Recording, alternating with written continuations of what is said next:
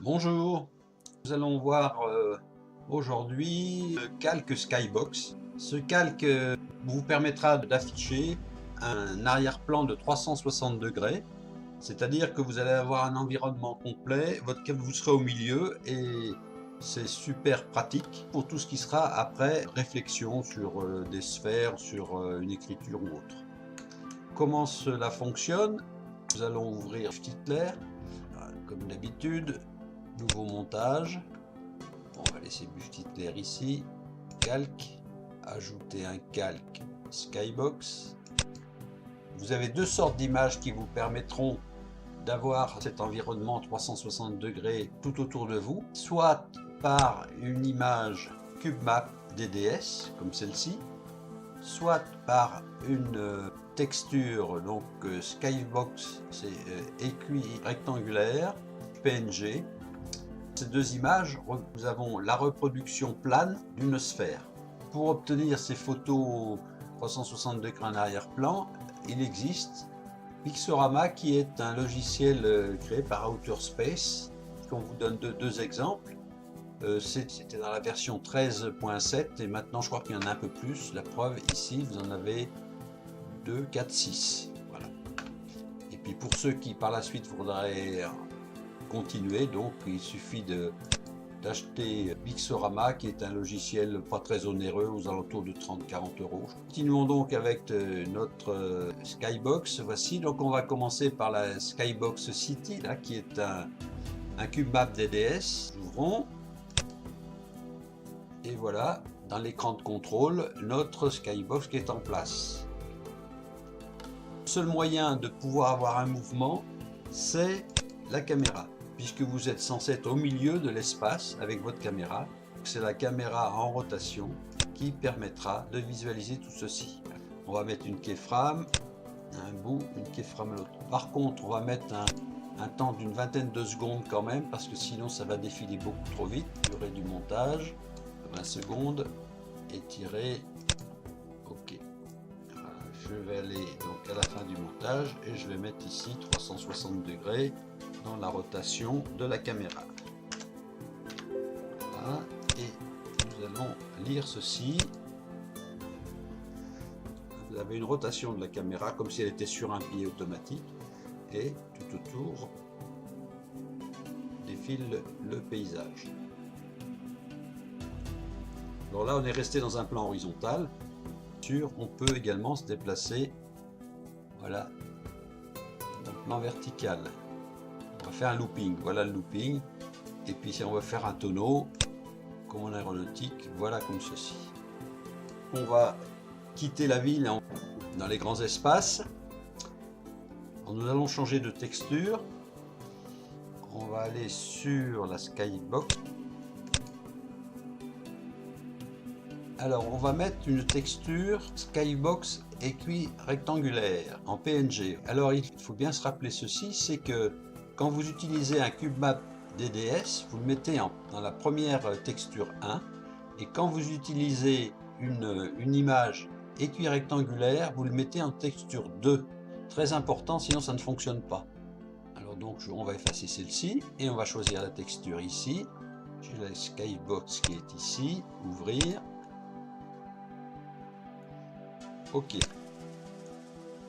Et voilà donc notre environnement, c'est un ciel tout gris avec un sol gris.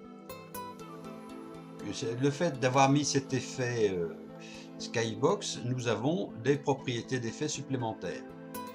Alors, ces propriétés d'effet, rotation ici, c'est la rotation du Skybox. Si vous voulez démarrer à un point plutôt qu'un autre, c'est dans le plan horizontal, dans le plan vertical, voilà. Et de l'autre pareil. Ensuite l'horizon,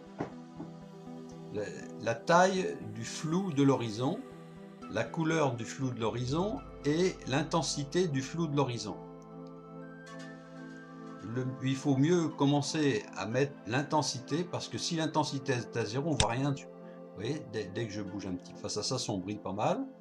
Et ici, vous avez la taille du flou d'horizon. Voilà, qui se met en place. C'est à vous de choisir, vous voyez, les moyens de faire plus ou moins net avec les deux, plus ou moins grand. On peut arriver à faire deux tailles l'une sur l'autre. Voilà. La couleur de ce flou, voilà. On peut changer, voilà la couleur. Possibilité de mettre un miroir place de ce sol tout gris. Il suffit de mettre ici sur 1. Voilà, c'est noir. Et maintenant, on va changer la couleur du miroir. Alors, c'est à vous de, pareil, de voir ce qui vous intéresse comme couleur. Dimension du ciel, bon, ça offre pas un gros intérêt. Ouais. Voilà, de toute façon, c'est aussi pour éventuellement des montages particuliers. Et le facteur de flou pour le ciel et pour la réflexion. Alors, le facteur de flou pour le ciel, c'est ici. Si j'augmente le curseur ici vers la droite, vous voyez, le ciel devient flou. On le ramène à 0. Et sinon, c'est le bas. Ça sera la réflexion qui deviendra flou pour le deuxième curseur. La couleur du sol. Pour avoir un sol, il faut enlever le miroir, bien sûr. Donc le miroir, je vais le remettre à 0. La brume, le flou dans le lointain est resté comme prévu. Et on va mettre un ground factor en premier, parce qu'on va le mettre un petit peu en dehors de 0, sinon on ne voit pas. Et la couleur, eh bien, comme tout à l'heure, la couleur se modifie.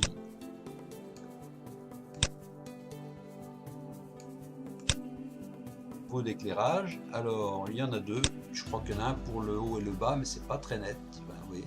Si on veut faire un ciel très plombé, possibilité jusqu'à aller vers la nuit même. Ça repasse, voilà. Et puis avec l'autre ça fait un petit peu pareil. Il y a moyen de faire des effets intéressants, tout dépend là aussi de ce que l'on désire. Pour terminer, alors moi j'ai pas réussi à faire fonctionner ceci, hein, ça veut dire que c'est du brouillard de sol. Bon, le brouillard de sol en marche, c'est sur 1, voici, et ensuite surface position, ouais, tout ça je ne vois pas. Alors peut-être que ça n'a une influence sur ce montage particulier, mais je ne peux pas vous répondre là. Désolé. Le gros avantage de la Skybox, surtout, c'est dans tout ce qui est réflexion. Par exemple, on va créer une sphère, ajouter un calque image, une image quelconque, voici, et je vais le mettre ici en sphère. Voilà notre sphère. Elle n'est pas là il y a du ciel, mais bon, c'est l'image qui fait ça, hein. Si je tourne la rotation, voilà, et si je la mets comme ça n'a rien à voir avec les reflets. C'est qu'on va faire refléter l'environnement dans la sphère. Ce n'est pas au programme d'aujourd'hui, mais c'est pour vous donner un petit peu l'envie de continuer, c'est tellement c'est beau. On va créer ce qu'on appelle un cube map. Alors j'ajoute un cube map. Ce cube map, c'est tout simplement un calque qui va supporter une image virtuelle de tout l'environnement, mais vous ne le voyez pas. Et cette image va servir comme texture de notre boule ici, et ça donnera l'impression de réflexion de l'environnement sur la boule. Pour cela, on va changer la texture de la boule. Puisqu'on veut changer la texture, on va lui mettre le cube map à la place de sa texture actuelle. D'abord, on va choisir l'effet. On va mettre un effet de réflexion. Voilà, le cube map. Ici, on va choisir le calque cube map que l'on vient de créer, qu'on ne voit pas, hein. On a vu, il était ici en dessous de l'image. Alors choisir le calque cube map, c'est le cube map 6. Alors le 6, ça veut dire qu'il est en calque numéro 6. Je vais vous le faire voir après. Ok, voilà ce que ça donne. Pas mal, hein. Vous voyez ce que je voulais vous dire. Voilà le cube map, image cube map 6. Tout ça, c'est le cube map du calque 6. J'espère que vous avez compris, c'est un petit peu abstrait, mais quand on a l'habitude, c'est bien sympathique. Buff titulaire qui se reflète ici dans la boule. Je vais changer la position de buff titulaire pour que ça soit plus facile à voir.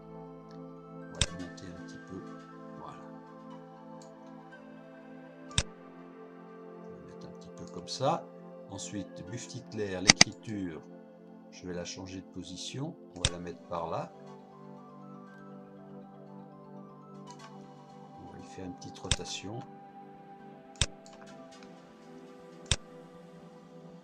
On va lui mettre un peu de position à droite. Position. Ah, vous voyez, si vous animez le texte, on va le voir. On peut le faire, d'ailleurs on va le mettre ici, on va mettre tout keyframe.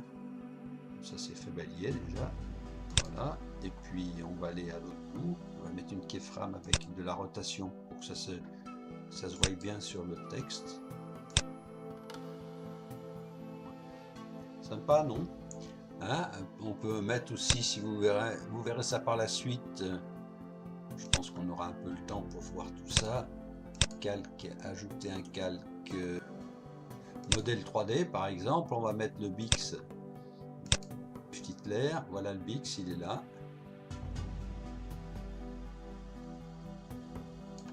Si je lui fais une rotation, bah pareil, on va lui mettre une rotation ici, rotation.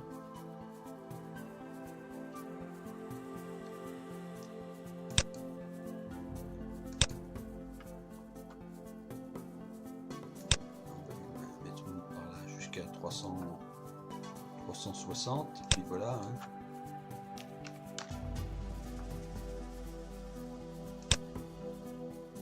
Voilà, puis là derrière, on va lui en mettre une. On va mettre une au fond, ici à 360, et voilà. Voilà ce que ça donne.